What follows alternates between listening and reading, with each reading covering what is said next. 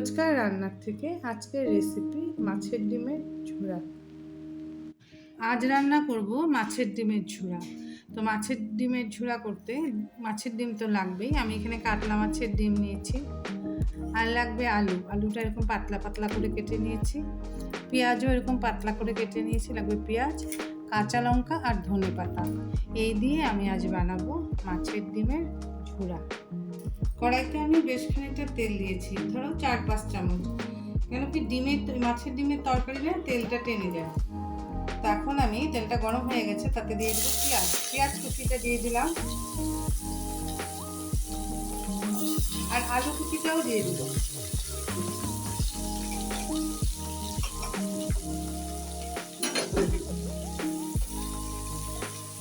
দিয়ে এটাকে একটু ভাজা হতে দিব, একটু ভাজা হোক।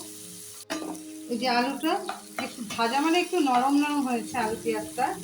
তা এখন আমি তাতে দিয়ে দিব লবণ, স্বাদ মতন লবণ দিয়ে দিলাম। যে মাছের ডিমটা দিব সেই আন্দাজে লবণটা দিয়ে দিলাম, আর দিয়ে দিব তাতে হলুদ, আন্দাজ মতন হলুদ।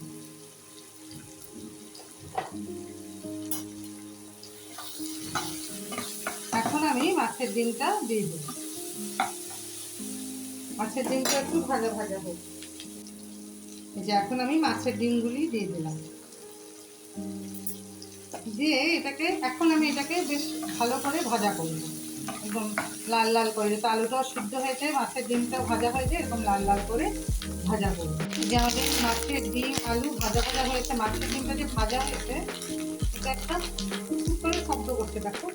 এখন আমি তাতে দিয়ে দেবো 1 চামচ লাল লঙ্কার গুঁড়ো, কারণ এই তরকারি একটু ঝাল ঝাল হলেই ভালো লাগে।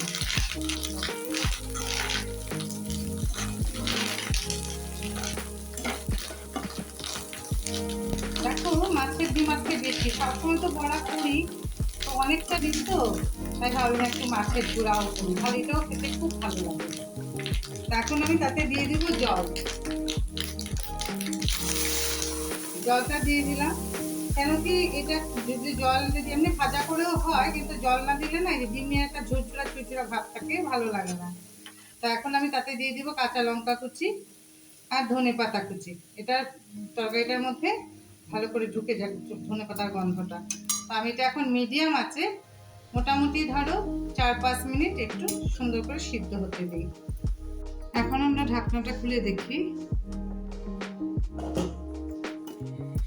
এই যে দেখো তরকারিটা সম্পূর্ণ হয়ে গেছে। এই যে আলু সিদ্ধ হয়ে গেছে, মাছের ডিমও সিদ্ধ হয়ে গেছে, একটু ভেঙে ভেঙে দিলাম আলুগুলো, একটা মাখো মাখো ভাব হলো।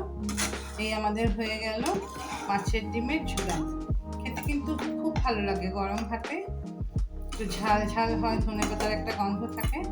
আমাদের মাছের ডিমের ঝুড়া কমপ্লিট।